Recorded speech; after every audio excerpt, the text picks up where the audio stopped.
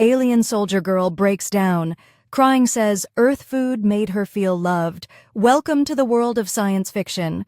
Comment below where in the world you are watching from today. And if you like this story, don't forget to subscribe. Gunter wiped his hands on a grease-stained cloth, cursing the busted coolant valve. For the third time that morning, the camp's fusion grid was holding together with little more than duct tape, prayers, and the exhausted backs of engineers like him.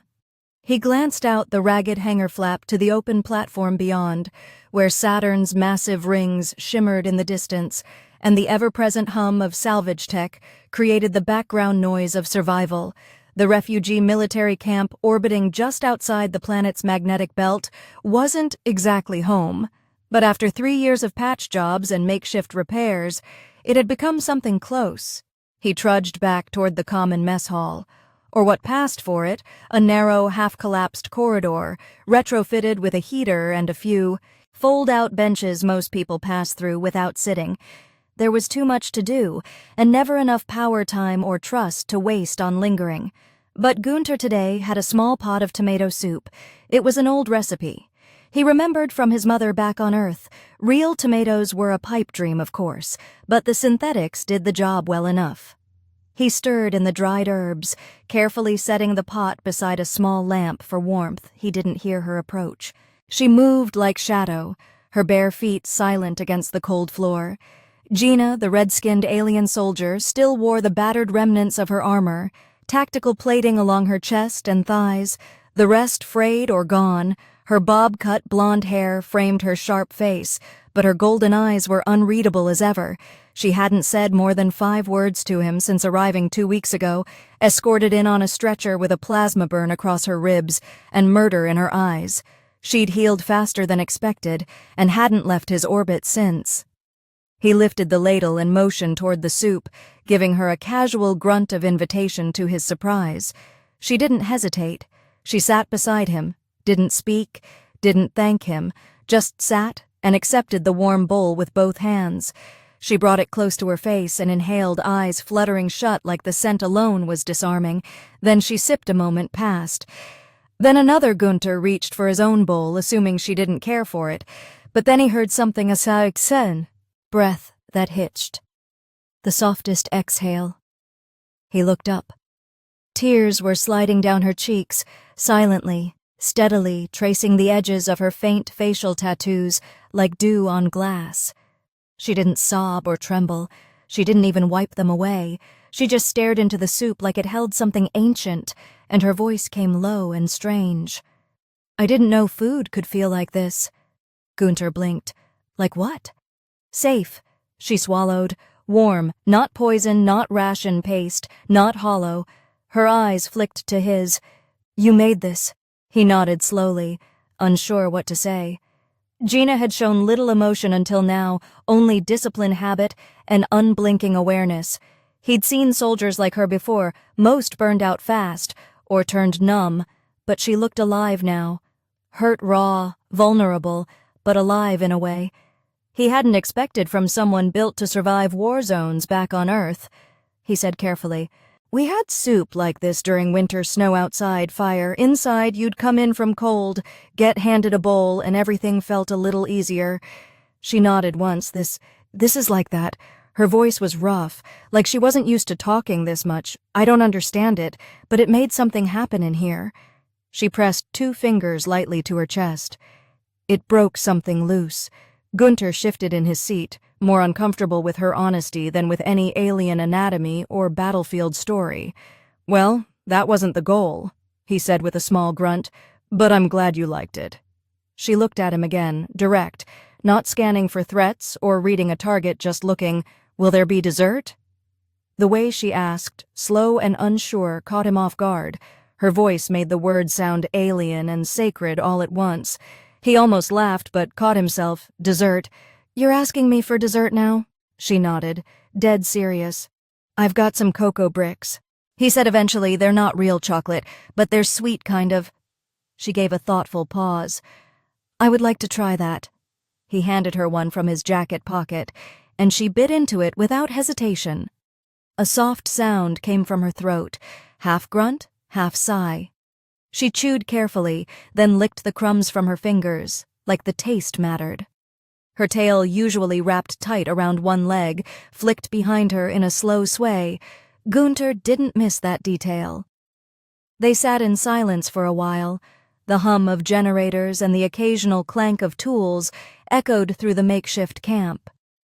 But in their corner of the mess, it was strangely peaceful. Gunter leaned back on the bench, watching her work through the last of her soup with quiet diligence. She didn't ask for more. She didn't say thank you, but when she stood, she turned to him and said, "I'll see you tomorrow." He raised an eyebrow. "You will?" "Yes, for soup and maybe dessert." A tiny curve of a smile touched her mouth. It wasn't sarcastic, it wasn't calculated. It was real. Then she walked off, tail swaying gently, disappearing into the dim light and steam of the hangar. Gunter sat there a little longer, soup cooling in his hands, wondering what the hell had just started. The next morning came without warning, as it always did in orbit. No sunrise, no shift in temperature, just the cold flick of internal light struggling to mimic circadian rhythm. Gunter was already elbow-deep in coolant lines when he felt the presence again. He didn't need to look up. He'd gotten used to the subtle rhythm of her bare footsteps, the quiet hum of her breath when she was near. Gina stood beside his workstation without a word, staring down at the tangle of wires and piping like she understood it. She didn't ask questions. She didn't offer help. She just watched tails slowly swaying behind her, like it had a mind of its own. Most would find it unnerving. Gunter didn't. It was almost grounding. He tightened a bolt, wiped his brow with the back of his arm, and finally glanced her way. "You back for breakfast? Or just decided? I make good scenery?" She didn't answer immediately, which didn't surprise him. Gina processed everything like it might be a trap. "I'm back for soup," she said at last, the words flat, but sincere. "And observation," Gunter snorted. "Observation, right. You're tailing me now."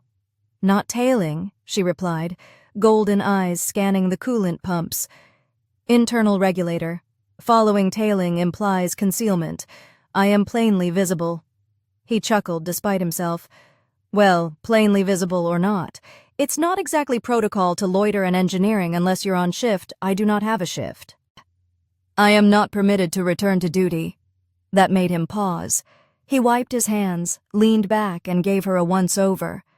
She still wore the same tactical breastplate, scratched and dull, but functional, and her legs were wrapped with patchy armor that looked more ceremonial than practical now. But she stood straight, alert, capable if she wasn't on duty. It wasn't because she couldn't fight, it was because someone didn't want her to. "Why not?" he asked. "Classified," she said almost automatically. He raised an eyebrow. "But you're telling me anyway." She tilted her head. "I trust soup givers." That answer caught him off guard. It was delivered without irony or smile, but it wasn't robotic either. There was a hint of logic wrapped in unexpected loyalty. He didn't know whether to feel flattered or worried. Before he could reply, a klaxon sounded in the far hallway, a low grating tone reserved for internal disputes. They'd had more of those lately. Tensions in the camp were rising. Too many species, too many traumas, and not enough space. Gunter instinctively moved toward the noise, but Gina was already ahead of him. She moved fast, not sprinting, but with a predator's calm urgency. When they rounded the corner, 2 alien refugees were squared off near the med tent. One, a horned brute from the Charos quadrant, had a jagged plasma tool in his hand. The other, a lanky insectoid with chittering mandibles, stood defensive, but twitching with panic. There were no guards nearby. Gunter started to intervene, but Gina stepped in first. She didn't speak. She didn't draw a weapon. She just moved between them and stood there. Her golden gaze swept from one to the other with surgical calculation. She said a single word, something in a language Gunter didn't know. It sounded like metal grinding against silk. Whatever it meant, the effect was immediate. The horned one lowered the tool. The insect had backed off, trembling. They both left without another sound. Gunter stood frozen for a second, then exhaled. "Remind me never to get on your bad side." Gina turned to him, calm as ever. I was bred for battlefield command. De-escalation was part of my training, bred. She nodded once. My generation was the product of genetic templating, designed to serve, not to question. He didn't know what to say to that, not yet. He motioned for them to head back toward the hangar, and she followed without hesitation, once they were seated again, this time on the edge of a cargo hauler under repair. He finally broke the silence. So you were born to follow orders? Yes. But you didn't follow. Then you ran why? She looked at him for a long moment, then said, Do you really want to know? I asked. Did I? Gina's gaze flicked away to the strings of salvaged lights flickering above them like constellations from a world neither of them called home. Because my last order was to kill someone who had offered me food and shelter, a target I was told was dangerous. But he looked me in the eye and handed me a meal before asking my name. Her voice softened. He didn't see a weapon. He saw someone hungry. Gunter didn't move, didn't speak. I didn't pull the trigger, she said quietly. I fled. They called it a glitch in my program. I called it awakening a cold angry, not twisted in his gut. He didn't know who'd written her orders, but he wanted to put a wrench through their face. Instead, he reached into his jacket, pulled out a wrapped cocoa brick, and handed it to her without a word. She took it slowly, reverently, and unwrapped it with careful fingers. Her eyes flicked up once, softer than before. You're not following orders anymore. He said, you're just making choices. She looked at the brick, then at him. Then, I choose to follow you. Is that a promise or a threat? Her tail flicked. Yes. He laughed loud. Surprised real. It echoed across the hangar, and for the first time in weeks, it didn't sound out of place when he finally quieted. She was still watching him, unreadable, but at ease. Soup again tomorrow? She asked. Yeah, he said, still smiling. You bring the quiet judgment. I'll bring the flavor and... For the rest of that day while he worked, and she lingered nearby. Neither of them mentioned the word mission. But Gunter knew something had changed, not just in her, but in him, too. The girl with red skin, golden eyes, and no shoes wasn't just a soldier anymore. She was becoming someone he wanted to protect, not because she needed it, but because she chose to stay. Gunter crouched beneath the exposed panel of the main relay station, soldering 2 frayed wires, while trying to ignore the slow burn in his knees. The makeshift power grid had been cobbled together from 6 alien systems, each barely compatible, and every few days, something sparked, shorted, or simply refused to function. He didn't mind the work. It was grounding, predictable, honest. But today his thoughts kept drifting, and it wasn't just the static in the air, or the faint aroma of engine oil clinging to his sleeves. Gina hadn't shown up yet. For the past 5 days, she'd been a quiet shadow at his side, every morning without fail. She arrived, watched him work, asked odd questions about Earth food or tool names, then sat with him during his breaks as if it was the most natural thing in the world. But now the shift was half over, and there was no sign of her. Gunter didn't want to admit the tightness in his chest was concern, not irritation. He wiped his hands on a cloth and stood glancing toward the corridor that led to the comms room. Something wasn't sitting right. The comms room was a compact, shielded cube welded onto the station's spine, barely large enough for 2 people and a rack of signal relays. It was quiet, always underused unless someone needed to report a skirmish or listen for long-range transmissions. As Gunter approached, he heard the faint hiss of an encrypted decryption cycle finishing. That was unusual. Only high-level personnel had clearance to run those kinds of decodes. He hesitated outside the door, but it wasn't locked. Inside, Gina stood in front of the central console, hands behind her back, face still and unreadable. The screen glowed with a single line of decrypted text. Gunter didn't understand the symbols, but the color-coded tags at the bottom told him enough black flag priority. Lethal directive confirmed kill. She didn't turn around when he stepped inside. That for you? He asked. Tone. Careful. She nodded once. Who's the target? She paused. Was the mission is old abandoned, but the data chip activated when it synced with the camps. Master node, it re-downloaded the standing orders. He took a step closer. The weight in her voice made his stomach twist. Let me guess the person you were supposed to kill, that was here. Her silence was enough, then she added the name listed was an Earth liaison, logistics officer. I never learned his face, only that he was known for kindness to defectors. Gunter's mind spun. It didn't take a genius to connect the dots. You're saying that might have been me?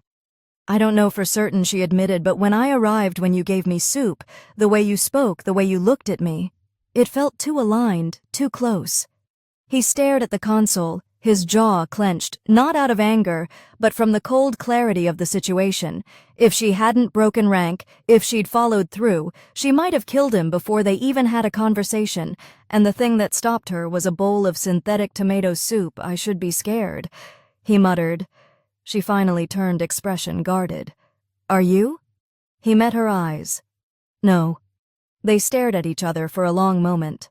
There were no dramatic heartbeats, no sparks of cinematic tension, just quiet understanding, thick, real, unspoken. The air between them felt heavier now, but not in a bad way, like something fragile had been laid bare, and against all odds, hadn't shattered. Gina looked back at the screen. The camp's commander doesn't trust me. He will find this file eventually. When he does, I'll be detained, possibly executed. Gunter rubbed a hand across his stubble jaw. You didn't delete it. I can't. She said the system flags any data tampering and creates a backup. I wanted to see it first to understand what I might have done. He stepped beside her and quietly closed the console's panel. Well, now you've seen it. That's enough for today. She didn't argue as they walked out. Gunter took a long route around the central walkway, trying to burn through the thoughts spinning in his mind. Gina followed without question, her tail brushing lightly against his boot once. Accidentally, they stopped near the back of the hangar behind a curtain of dangling wiring that kept most eyes away. There, beneath a suspended crate, Gunter crouched and pulled out a rusted metal tin from under a loose floor panel. Inside were wrapped rations, real ones Earth-made smuggled in during the last cargo drop from Titan supply line. He'd been saving them for no reason. Maybe for morale, maybe just to remember home now. He handed her one. Try that, he said. It's peach cobbler. She opened the packet, sniffed it, then hesitated. What is cobbler? Dessert, he said. Simply this time, made by someone with better hands than me. She took a small bite. Her eyes widened, and for a second her lips parted with what almost looked like joy, not the intense emotion from the soup day. This was different. Quieter, gentler. It tastes like sunlight, she whispered. Gunter laughed. Then Earth must have been a damn sweet planet. I want to go there someday, she said, voice soft. He looked at her. Not like a soldier, not like a potential threat, but like someone caught halfway between hope and disbelief. Maybe you will. But they wouldn't trust me. Then I'll go with you. Let them try and stop me. She tilted her head. Why? He didn't have a good answer, not one that wouldn't sound stupid or sentimental, so he said the only thing that felt right.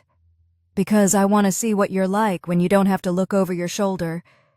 Gina blinked slowly, then nodded. She didn't smile, but something in her shoulders relaxed. That night, while the camp buzzed with shift changes and minor alarms, Gunter sat beside Gina outside the module's maintenance bay, legs stretched, a makeshift heater flickering between them. She didn't say much, but her presence said enough. She wasn't following orders anymore, and she wasn't just following him either. She was choosing every minute, every word, every bite, and Gunter knew somewhere deep in his gut that Soup had started something neither of them could stop now. The summons came just after second shift, delivered on a hard copy slip by a junior technician who wouldn't meet Gunter's eye. Black ink on yellow cardstock, his name followed by the words, "Formal inquiry, immediate presence required." The location, Command Deck 4, wasn't a casual meeting spot. That level was where Brass reviewed surveillance-issued orders and decided whether someone walked free or got spaced for, endangering the fragile peace holding this orbital outpost. Together, Gunter didn't ask questions. He finished bolting down the panel he was working on, wiped his hands without urgency, and tucked the slip into his pocket. When he stepped through the reinforced airlock onto Deck 4, the mood shifted less noise. More eyes, the kind that studied movements, not people. The room he was led to was square clean, unnaturally so, and too brightly lit for comfort. Two men waited behind a curved desk lined with terminals. One of them, Commander Hailstrom, was all angles, jawline like carved stone, uniform pressed hard enough to cut metal.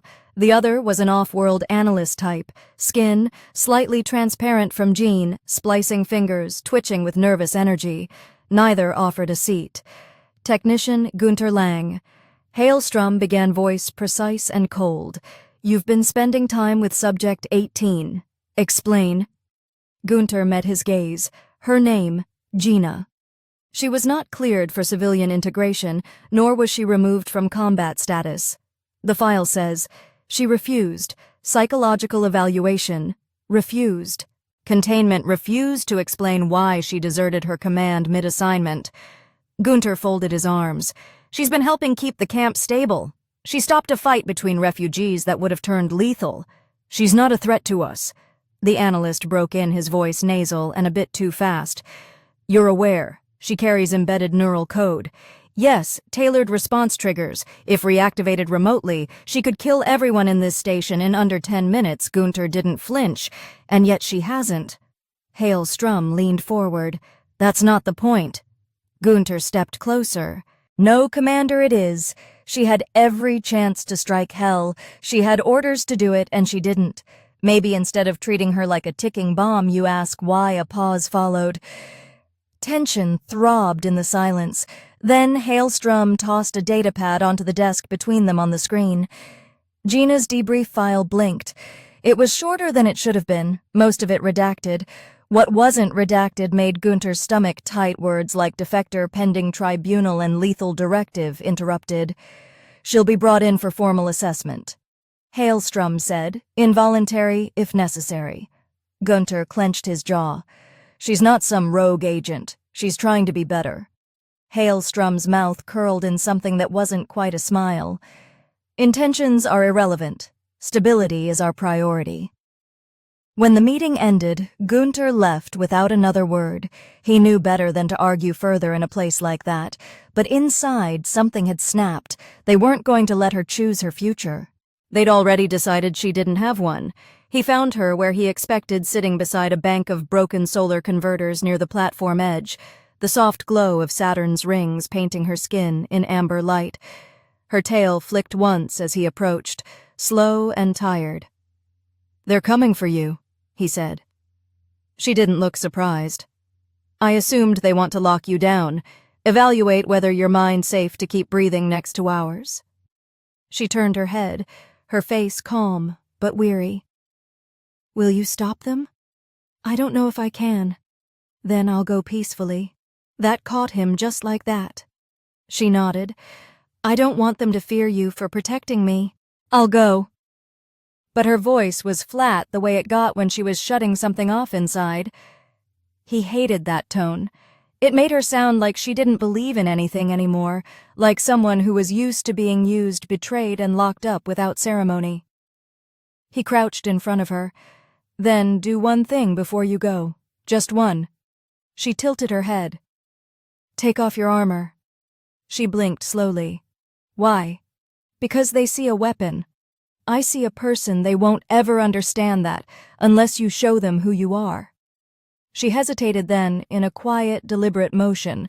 She unfastened the chest plate, laid it gently beside her, and loosened the thigh guards until they clinked softly to the floor. Her frame beneath was lean, muscled, scarred, vulnerable in a way that didn't look weak.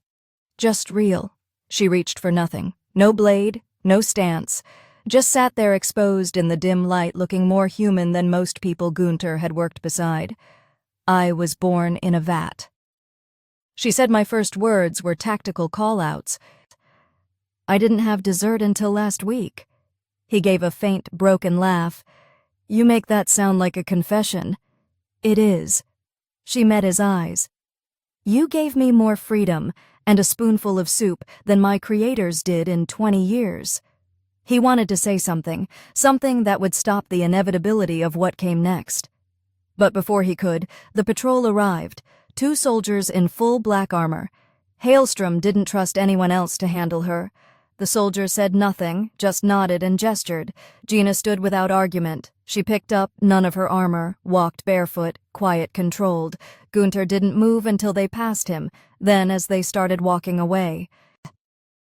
He spoke loud enough to carry. She asked me what dessert was. One of the soldiers hesitated only for a second. Gina didn't stop walking, but her tail paused mid-sway, then resumed slowly. He watched her disappear into the lift shaft, the silence pressing in like a storm cloud. Later that night, he sat alone in the engineering bay, the soup pot cold and untouched beside him. The lights flickered overhead, barely functional. He stared down at the metal bowl in his hands, and for the first time in years, he realized just how much warmth a small act could carry, how something so simple and offer a taste a moment could upend an entire destiny. She had followed him because of soup. Now he would find a way to follow her. The hangar had never looked this strange. Gunter stood by the open bay doors. The edge of the camp exposed to Saturn's quiet majesty. Strings of scavenged lights blinked gently overhead, their colors soft, uneven, flickering like stars viewed through fogged glass. It was a rare thing morale night. Someone high up had decided the camp needed a reminder of what life used to feel like. The engineers had cleared the main floor, pushed back supply crates, and hung old speakers from conduit lines. Earth jazz poured out in patches, skipping every few seconds thanks to a corrupted file, but it didn't matter for a few hours. No one was arguing about supplies or starring too long at threat reports. For once, the camp was smiling. Gunter didn't feel like smiling, not with Gina locked away. 2 levels above alone, in a repurposed medical cell surrounded by personnel who would never care what her eyes said or how carefully she walked to avoid. Seeming threatening. They only saw the records. They saw former assassin, genetic weapon, possible infiltrator. None of them saw her reach out with delicate hands to hold a bowl of soup like it meant more than air. Still, he stood here waiting because she told him to. Her last words before being led away had been quiet, almost unnoticeable beneath the clanking boots. "I'll come to morale night. I want to learn to dance." He hadn't believed she'd be allowed, but when the elevator chimed behind him, his breath caught. She stepped out alone. No guards, no leash, no cuffs. Just Gina. Her armor was gone completely in its place. Someone had given her a basic issue undersuit. The cloth was charcoal black, tight, but modest, and someone had woven a string of yellow LEDs along the edge of her sleeves. It wasn't a proper outfit, not by any stretch, but it looked warm. Human. Her bare feet were quiet against the floor, and when she stepped into the hangar's open space, several heads turned. Conversations quieted. Some people stared too long. One soldier reached for his weapon instinctively. She ignored all of it. Her golden eyes were fixed on one person. "Did I miss the lesson?" she asked. Gunter stepped forward, breath leaving him in one slow exhale. "You're not supposed to be here." "I asked," she said simply. They allowed it limited time, supervised remotely. He looked her up and down, trying to figure out if she was playing it calm or if she was just that damn brave. Maybe both. "You ever danced before?" he asked. "No," she said. "I only know forms of close combat that involve movement, synchronization." He smirked. "Let's try the version where nobody gets stabbed." He offered a hand. She hesitated, then took it. Her fingers were cool at first, but tightened with unexpected gentleness. He led her to the cleared floor where a few other pairs were slowly turning most out of sync with the music, but too happy to care. He placed her hand on his shoulder and rested his palm lightly against her waist. She stiffened, uncertain. "Just follow the rhythm." He said, "Feel the beat." She closed her eyes, listening. He counted the steps, softly guiding her with small motions, adjusting to her rigid posture. It was like dancing with a coiled spring. At first, her every movement calculated, her muscles twitching like she expected orders any second. But then the music shifted, A slower song, the brass warm and steady. He let his pace drift into it, loosened his frame, swayed slightly as he moved. She mirrored him slowly, still watching his feet, but less mechanical now. "You're doing it," he whispered. "I'm not good at this," she said. "You're not supposed to be good. You're supposed to feel it." She glanced up at him, face calm, but eyes uncertain. "I was trained to suppress feelings. Emotions are inefficient." "Yeah, well," he murmured. "So jazz, but here we are." Her lips twitched, just barely the closest thing to a smile. He'd seen on her. The song ended, but they didn't step away. Another began. This one crackling and slower still. She relaxed against him just enough that he felt her head tilt slightly, toward his shoulder. "If they don't let me out again." She said quietly, "Will you remember this?" "I won't need to," he said, "because I'll find a way to get you out of there for good." "That's dangerous talk," she murmured. He looked her in the eye. "You're worth it." She blinked, as if stunned, then softly, "You shouldn't say things like that." "Why not?" "Because I'll believe them as silence passed between them, deep and thick and full of everything that had gone unsaid since she first tasted his soup." He leaned in, forehead resting gently against hers. "Then believe it." Around them the room faded. The music blurred the clatter of boots, the static of faulty speakers, the watching eyes. None of it mattered. All that mattered was the soft rhythm between their breaths and the warmth of a woman who wasn't built to feel anything at all, finally starting to let herself feel something real. She stayed like that for a while, pressed close, tail loosely curled around the back of his calf. Her voice, when it came again, was nearly a whisper. "I don't know how to live outside of war," she said. "I don't know what comes next." He didn't offer a speech. He didn't say he had answers. He just held her a little closer and replied, "We figure it out together." And in that moment, beneath broken lights and borrowed music, the idea of together didn't feel like a fantasy. It felt like the first step towards something worth fighting for. Gunter had been up since before the station lights flicked on, unable to sleep, unable to think of anything but her face during that last dance. There had been something behind her golden eyes that hadn't been there before. Certainty, yes, but not fear. It was as if she decided right there in his arms that she wanted a different life than the one she had been given. And yet that kind of choice always came with consequences, in a place like this where rules mattered more than hearts, and everyone feared the shadow of rebellion more than they trusted the warmth of peace.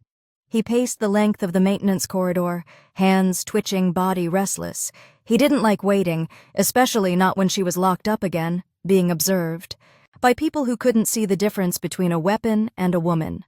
The first signs came in subtle ways. The camp's relay grid began experiencing small disruptions. Blips, faint but strange, flickers of something trying to enter the perimeter scans from high orbit.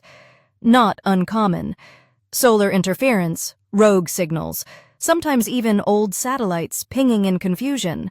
But Gunter had seen enough hacked systems to recognize when something was hiding behind false patterns. The glitch was too deliberate, too precise. He ran diagnostics twice, then a third time, each showing minor discrepancies in the outering sensors. A ship was out there, not broadcasting identification, not requesting docking clearance, just watching. He reported the anomaly, and the commander waved it off, muttering about wasting time on phantom bugs. But Gunter knew better. He didn't sleep that night. He stayed near the engineering bay tools, untouched, eyes scanning the sensor logs until his vision blurred, and sometime during second shift the pattern changed. A single transmission slipped through encrypted short, not enough for a full packet, but the headers were unmistakable command-level code from Gina's home faction, and one word translated clear through the static: eliminate. He stood there, knuckles white around the data slate, the word burning into his brain. He didn't know who they were targeting her, most likely, but he also knew what her former commanders were capable of. Assassins didn't come loudly. They didn't knock. They slipped past barriers, killed with surgical efficiency, and left behind silence and blood. He checked the inbound traffic log. A stealth ship had broken into orbit. No docking pattern, no entry request, no warning. He tapped into the external cameras, just grainy black streaks beyond the ring light field, shadows skating through vacuum like sharks circling a leak. He didn't hesitate. He dropped the slate, grabbed a toolkit, and made for the detention level. The guards at the door barely acknowledged him. He was the soup guy, the tech rat, the one always tinkering. No threat. That worked to his advantage. He pulled open the panel beside the security lock, jammed a bypass circuit, and dropped the current feed just long enough to force a soft open. Then he was inside the door, sealing behind him with a sigh. Gina was sitting on the edge of her cot, dressed again in the black undersuit, her hair slightly messy from sleep. She didn't flinch when he entered. She only looked at him and said, "They're here, aren't they?" He nodded. One ship, at least 2 life signatures could be more cloaked. "I don't think they'll ask questions." She stood slowly. "I need my armor." He tossed her a wrapped bundle from his bag. He'd retrieved it from the storage locker earlier. She took it without comment, fastening the chest plate in silence. The thigh guards came next. No shoes. She never needed them when she looked up. Her face was calm again, composed, but her eyes held something different this time. Not guilt, not duty, resolve. "They won't stop." She said, "Not until I'm dead." "Then we stopped them first." He replied, "You're not a soldier. I don't need to be." She didn't argue. That scared him more than anything. They moved quickly, avoiding the patrols and cameras. Gunter led her through the maintenance ducts and decommissioned emergency shafts, ducking through shadows and forgotten hallways. He knew the station better than any map. He'd rebuilt half of it. They reached the auxiliary docking bay where the stealth ship had tried to ghost its way in the outer seal had already been sliced.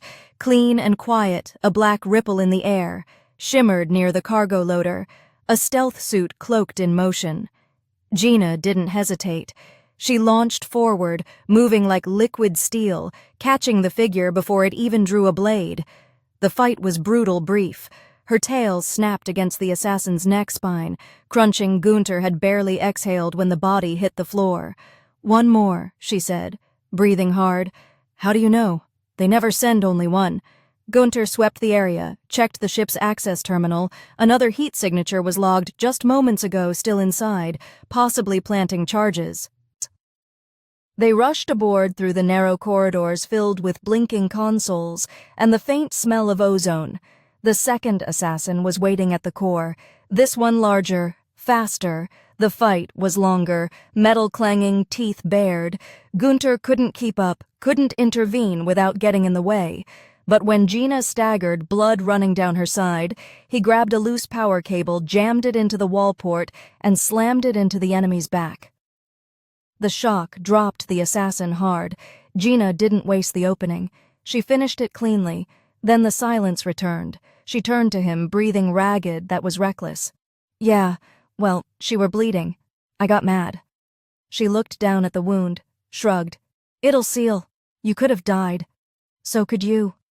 I'm not the one with a death mark hanging over me like a damn flag." She reached for him, then hands shaking her fingers. Touched his jaw rough and light. "Then why are you still here?" He didn't answer. She leaned in, forehead against his. "You should have run." "I tried didn't take," and there among the flickering lights of the dead assassin's ship, surrounded by chaos and blood, they kissed, not soft, not clean, but real. And in that messy, imperfect moment, the war outside faded, if only for a second, and they knew it wasn't over, but they weren't running anymore. The camp was already in a partial lockdown by the time Gunter dragged Gina off the stealth ship, her blood smeared across his sleeve, half dried but still warm. Emergency sirens had been muted, but the air was electric with tension. Security officers rushing between decks, weapons unslung, eyes hard with suspicion. Word would travel fast now. 2 corpses in black stealth gear, a compromised dock, and the defected alien woman who'd vanished during her observation period. Everyone would draw their own conclusions. None of them would be kind. Gunter didn't wait for permission. He slipped them into the maintenance shaft beneath the auxiliary armory, knowing every shortcut like the grooves in his hands. Gina. leaned against him, one hand pressed against her side, leaving a dark trail of blood where she touched. She didn't complain. She never did. That silence scared him more than shouting would have. They made it to one of the unused emergency hangars. Nothing but rusted panels, old freight trolleys, and coils of cable no one had touched in months. He sealed the entrance behind them with a fusion welder and dropped to his knees beside her. Her breathing was shallow but steady. The wound wasn't deep, just messy. He pulled open the side of her armor and examined the flesh underneath.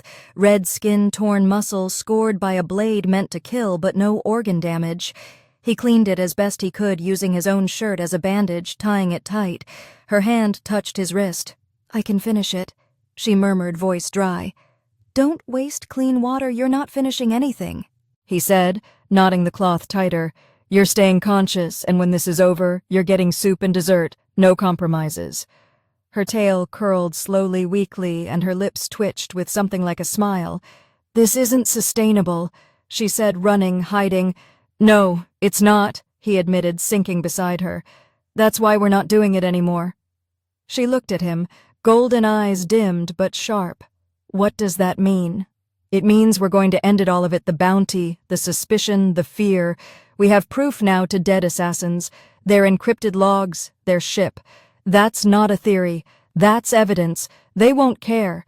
Maybe not the commander," he said, "but the refugees, the junior officers, the ones who have watched you, help listen to you speak, seen what you've done to protect them. They'll care, and if enough of them believe in you, they'll make it too loud for command to ignore." She stared at the ceiling for a long moment. "That's not a plan. That's hope." "No," he said, "that's pressure, and stations like this crumble when you apply pressure in the right places." He stood, wiped his hands on his pants, and opened the stolen datapad from the assassin's ship. The logs were encrypted, but not invincible. He began bypassing layers, pulling files, translating headers' names, orders, coordinates. One file stood out, an internal memo marked Echo Red. He opened it and felt his gut drop. It was a list, dozens of names. Other defectors, most marked, terminated. Gina's name was listed near the bottom next to a glowing pending tag. He showed it to her. Her jaw tightened, but her eyes didn't flinch.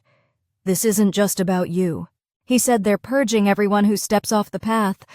"They always have," she replied. "Now you see it?" He looked down at the datapad, then at her. "Then we burned the path down." She pushed herself up slowly, leaning against a support beam. Her movements were stiff, but focused. "We leak it not just to the commander, to everyone, every refugee, every corner of this camp. We show them what their silence has been supporting." Gunter nodded. "And while they're dealing with the fallout, we find someone higher up who still has a spine and force the issue. Official protection, full asylum, and if they still say no, then we take the ship and get out. Leave the message behind. Let it spread. They won't chase us forever if they're drowning in revolt." Gina stood taller now, blood drying on her side. Her armor gleamed in the low light, mismatched but proud. "We'll need allies. I've got a few names, people who owe me, people who liked you even before the soup." Her head tilted slightly, and after. "They adored you after. They moved fast after that, tracing silent corridors, uploading the files to every unsecured console they could reach. Screens across the camp began blinking with unfamiliar warnings. Faces paused mid-conversation as hidden names and silent deaths scrolled in red across terminals, breaking through propaganda firewalls like hammers to stained glass. Some shouted, some cursed, aye. Few wept. They didn't try to explain, they didn't need to. By the time the alarm started again, real ones this time, Gunter and Gina, were already at the command level. Hailstrom waited for them in the center chamber, flanked by guards, hand on his holster. "You've committed treason," he said flatly. "No," Gunter said. "You did. We just turned on the lights." Gina stepped forward, bare feet silent, her voice like a blade. "You knew you let them come. You left the hatch open. You were never one of us." She didn't blink. "I was more than you deserved." A tense silence settled, then a voice crackled over the station-wide comms. "We've confirmed the kill teams. Logs are real orders came from outside. This wasn't sanctioned. This was a hit." Another voice followed, then another. Hailstrom's men shifted uncertain. The commander's expression didn't change, but the weight in the room did. Gina looked at Gunter. "We need to go," he nodded. They turned together, walked out side by side. No one stopped them. The storm had begun, and they were walking straight through it, not running, not hiding together. The walk back to the lower decks was different this time. Not rushed, not silent, not haunted by the fear of pursuit. Gina moved at a steady pace beside Gunter, her head high-tail flicking slowly as she passed soldiers who no longer looked through her, but at her, really saw her. Some nodded, a few stepped aside, not in fear, but with something closer to deference. The datapad had done its work. The leaked files had spread like fire across dry brush. Every screen in the camp had been a window into the truth, for those who had spent years suspecting. They were being used, lied to, discarded the refugees, the tech crews, the lower anchors. Most of them weren't idealists, but they understood betrayal. They understood what it meant when people like Gina were marked for death, not for what they did, but for what they refused to do. Down in the repurposed infirmary, once the loudest place in the station, and now left almost abandoned. One of the engineers met them at the doorway. He was a broad-shouldered minor turn mechanic, with hands like hydraulic presses, and a voice so soft it barely matched the rest of him. "She saved my cousin," he said quietly, nodding to Gina. Didn't say a word about it.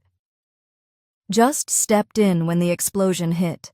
He reached into his vest pocket and pulled out a small vial filled with glowing green liquid. Cleavar serum. "Your kind needs it when you bleed like that. Found this in one of the scab runs." Gina took it slowly, surprised. "Why give it to me?" He didn't hesitate, "Because you chose us. That means something." Then he was gone back into the maze of piping and generators. They found a quiet storage room near the back of the module. The old lights barely worked, but it was warm enough, and for the first time in days. There were no alarms, no shouting, no knocks at the door. Gina pulled the seal off the serum vial, injected it at her side, and let out a quiet hiss as the healing compound worked its way through her veins. Gunter sat on a crate opposite her, arms folded, watching her closely. "Feels like things are tipping," he said. "They are? You think it'll last?" "No," she said honestly, "but it might last long enough for what? For me to be something more than a threat." He looked at her then, not with awe or confusion, but the way a man looks when he knows exactly what he's seeing and is quietly amazed that it's real. "You're not a threat, Gina. Not to me, not to them. You're the reason this place is still standing." She blinked, slow and unsure. "You keep saying things like that because they're true, and I keep not knowing what to do with them. Then don't do anything, just sit with it." She did. They sat in silence, the kind that wasn't uncomfortable anymore, the kind that meant safety, trust. He stood up, eventually pulled something from the side pouch of his jacket, a small, heat-stored container. He popped it open and handed it to her. Steam drifted out, carrying a sense she now recognized instantly. "Soup," she asked. "Not just any soup. Earth stew, best I could make with what's left." She took the bowl in both hands slowly this time. She didn't drink it like a soldier consuming rations. She took a breath first, savoring it, then drank in small, deliberate mouthfuls. When she looked up, her eyes were a little too bright. "It still does that," she said. "Does what? Makes me feel like I'm not supposed to die." He chuckled quietly, rubbed the back of his neck. "Then, I guess I'll just keep making it until the galaxy gets the message." She reached across and touched his hand. Not forceful, not uncertain. Just connection, real and undemanding. There was a knock at the storage bay hatch. Neither of them moved at first. Then Gunter stepped forward, wrench in hand just in case. But when he cracked the hatch open, it wasn't security. It was the same junior technician who had once delivered Gunter's inquiry notice, the one who hadn't been able to meet his eyes. Now the young man looks straight at him. "There's a message from Terra, Command, high priority, addressed to Subject 18 and Technician Laying jointly." Gunter's stomach dropped a little. What kind of message? The tech hesitated in offer. They're calling it Asylum Status, Protective Clause, Non-Combatant Designation, Clean Records. Gina stepped up behind Gunter, silent but unmistakably present. Her presence shifted the young man's posture. Respectful, alert, maybe a little intimidated. They're offering her a way out, Gunter said aloud, mostly to himself. And you, the tech added. The offer includes relocation to Earth. Gunter turned to Gina. That what you want? She didn't answer immediately. She stared at the young tech for a long moment, then at Gunter. It's not about what I want anymore. It's about what I choose. Same thing if you ask me. She exhaled through her nose, then nodded. Tell them I accept, but I'm not going back as a statistic or a symbol. I go as myself. That's the only condition. The tech nodded. Understood. Then he was gone. The hatch sealed again. The silence returned. Gina looked at him. Is this what peace feels like? He smiled. It's a start. She sat again, cradling the bull tail curled lightly around her own ankle. Her posture finally relaxed. Do you think they have more soup on Earth? He laughed. Real tomatoes, real herbs. Hell, they even have desserts that don't taste like chalk. She tilted her head. Like what? I'll show you, he said, one bite at a time. And in that room filled with rust-recycled air and the quiet hum of a camp still learning how to change. They didn't talk about war orders or past missions. They talked about flavors, about fruit, about sun, and for the first time since their paths had crossed, there was nothing between them but warmth. The camp had begun to shift, not in structure or personnel, but an atmosphere like someone had finally opened a sealed bulkhead and let real air circulate through stale systems. Gunter felt it in the way people no longer whispered when Gina passed in, how the guards no longer rested their hands on sidearms when she entered a room, and in the quiet, hesitant waves from engineers and medics. She barely knew she returned those gestures with brief nods and a calmness that hadn't been there before. No one dared say it aloud, but they had seen her bleed for them. They had watched her bring down assassins meant to silence her. She had fought not for survival, but for the chance to be something other than a tool, and now, for the first time, people looked at her as if she was one of them. Gunter wasn't surprised. He'd seen the shift first. He'd just been waiting for the rest of the station to catch up. The protective asylum clearance from Terra Command had been confirmed that morning, filed, logged, and marked with diplomatic urgency. They would be transferred to a civilian sector transport in 72 hours. It wasn't a clean slate, but it was the closest thing either of them would ever get. Earth was on the table. The real Earth, not just the idea of it, or the stories in Gunter's voice when he spoke of firelit winters and soup on snow-covered porches. She could step onto dirt that hadn't been carted through space in containers, breathe air that hadn't been scrubbed raw by filters, and taste things her people had never even heard of. It sounded unreal, dangerous even, but she wanted it. That evening, Gunter made good on a promise he'd salvaged a half-functional induction stove from a gutted hydroponic module and dragged it to an abandoned cargo bay, now repurposed into a kind of makeshift kitchen. It took hours, a dozen rewired circuits and every favor he had left to scrounge ingredients from trade storage, starchy roots that passed for potatoes, black market meat slabs from one of the traders in C-Rack, and a tiny, precious vial of earth-grown spice blend he had hidden for years without knowing why. Now he knew. He cooked it all, slow, careful tasting as he went and adjusting everything by instinct. He wanted it to be right, not perfect, just honest.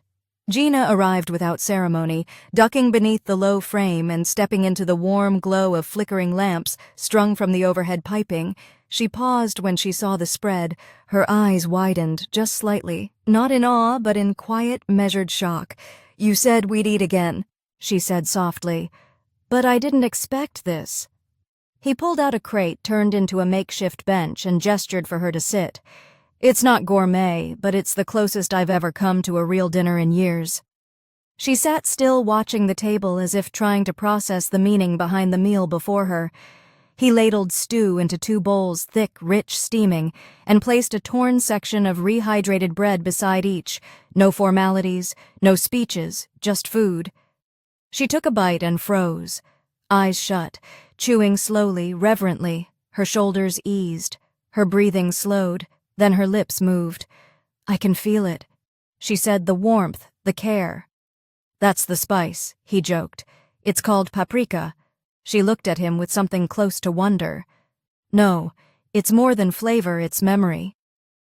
He ate beside her in silence for a while, watching her relax. Her armor was off now, left behind by choice. She wore a loose civilian tunic, dark gray. The sleeves rolled up, her hair was slightly damp from a cleaning unit, and her tail flicked lazily behind her, no longer coiled tight. Intention. He realized then how far they'd both come. How many days had passed since the first bowl of soup and the broken stare across the mess hall? This wasn't a rescue. It wasn't some act of redemption. It was a connection, raw, real, impossible to manufacture. When they finished the meal, he reached for a small storage box and pulled out something he'd been saving. A vacuum-sealed pouch, clear on one side. Inside was a square slice of golden brown pie, the crust flacking slightly even through the packaging. "What is that?" she asked, eyeing it like a relic. "Peach cobbler, earth dessert, not synthetic. Someone smuggled it in years ago, kept it in cryo. I traded half a plasma coil for it." She blinked. "You traded weapons for this." "For you," he said simply. She stared at him. He opened the pouch, broke the cobbler into two halves, and handed one to her. She took it gently, like it might shatter if she held it too tight. She bit into it and didn't speak for a long time, but her eyes glossed over, not from pain, not from confusion, from something deeper. "This tastes like sunlight," she whispered, "and safety." "Then I did it right," he said. She looked at him across the crate, her voice quiet. "Why did you keep giving me these things when everyone else treated me like a loaded gun?" He leaned forward, elbows on knees, meeting her gaze. "Because you looked like someone who'd never been given anything without strings, and I didn't want anything from you, I just wanted you to know what it felt like." "I didn't know what to do with it. Didn't ask you to." She stood, then slowly walked to him and sat beside him, instead of across her shoulder, brushed his. Her tail curled along the floor and touched his boot. "I still don't know what to call what this is," she said. "Neither do I. Is it love?" He didn't answer right away.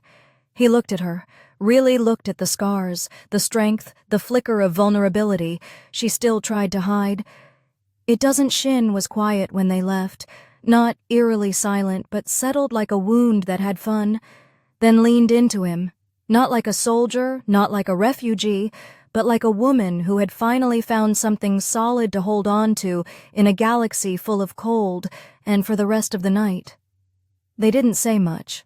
They didn't have to. Their silence was enough. The station was quiet when they left, not eerily silent, but settled like a wound that had finally stopped bleeding.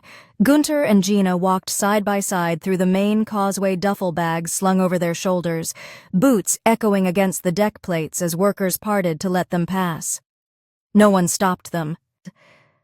No one questioned them. Many saluted, a few nodded quietly. Respectful Gina, once seen as a weapon, now walked through the heart of the station like someone who belonged, not because she was permitted to, but because she had earned it. Her tail swayed slowly behind her, not tense, not wary, just relaxed. Gunter kept his hand close to hers without needing to touch the warmth between them, did more than words could have. The path ahead was clear, and they were walking it without apology. The shuttle was already waiting on the pad, its engines humming low as crew ran pre-flight checks. It was a civilian transport, nothing fancy, just long-range, capable, and built for durability. It didn't need to be sleek. It just needed to get them to Earth. That was enough.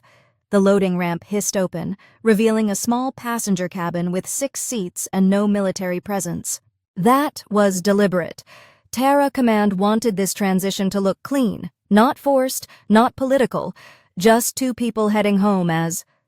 They approached the ramp. One of the former mechanics stopped them. He held out a small, roughly wrapped parcel and pressed it into Gunter's hands. "Emergency rations," he said, grinning. Real tomatoes from hydro-growed Deck 3. Don't waste them, Gunter smirked. Wouldn't dream of it. The man nodded to Gina as well. You take care of him. I already do, she said simply. They boarded without fanfare. The shuttle doors sealed behind them with a soft sigh, and the pressure equalized. Gina took the seat beside Gunter, buckling in with fluid motions, eyes scanning everything as always, but softer now, less like a soldier, more like someone curious. She looked through the viewport at the swirling clouds of Saturn, the last view of the camp, slowly shrinking into the dark. I never thought I'd leave orbit, she said. You are now? Gunter replied, watching her more than the stars. You're heading towards something? She looked at him. I still don't know what I'll be on Earth, what they'll want me to be. They don't get to decide that he said you do. The shuttle vibrated beneath them as thrusters kicked in the engines, flared gently, then the vessel pushed away from the station. There was no turning back.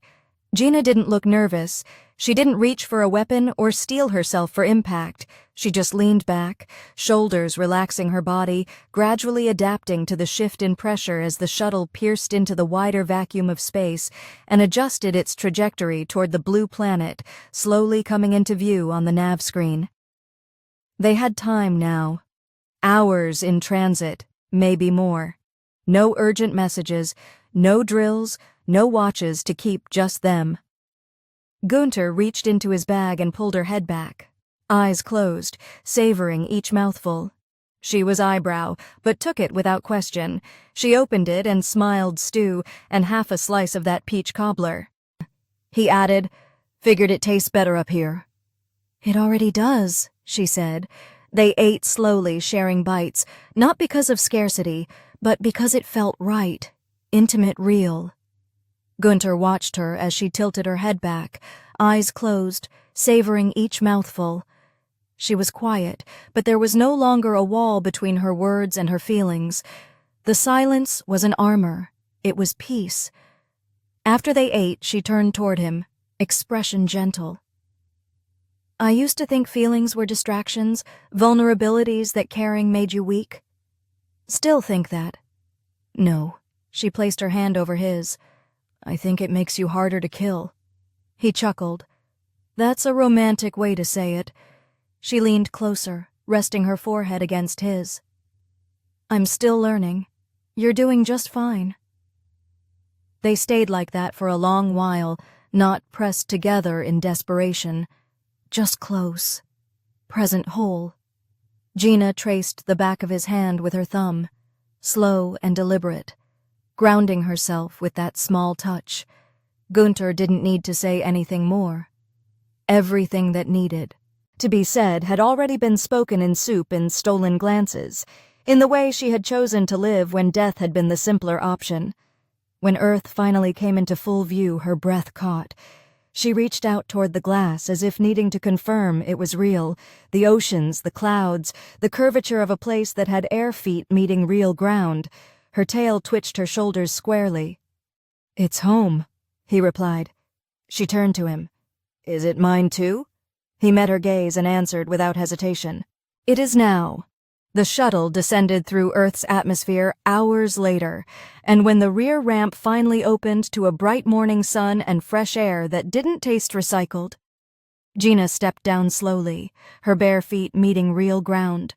Her tail twitched, her shoulders squared, and for the first time in her life, she wasn't bracing for battle. Gunter stepped up beside her and took her hand, lacing their fingers together. She looked at him with a smile that needed no translation. Then they walked forward. Not as soldier and engineer, not as defected weapon and broken fixer, but as two people who had found each other in the middle of chaos and chosen again and again to stay. And this time no one would take that away from them.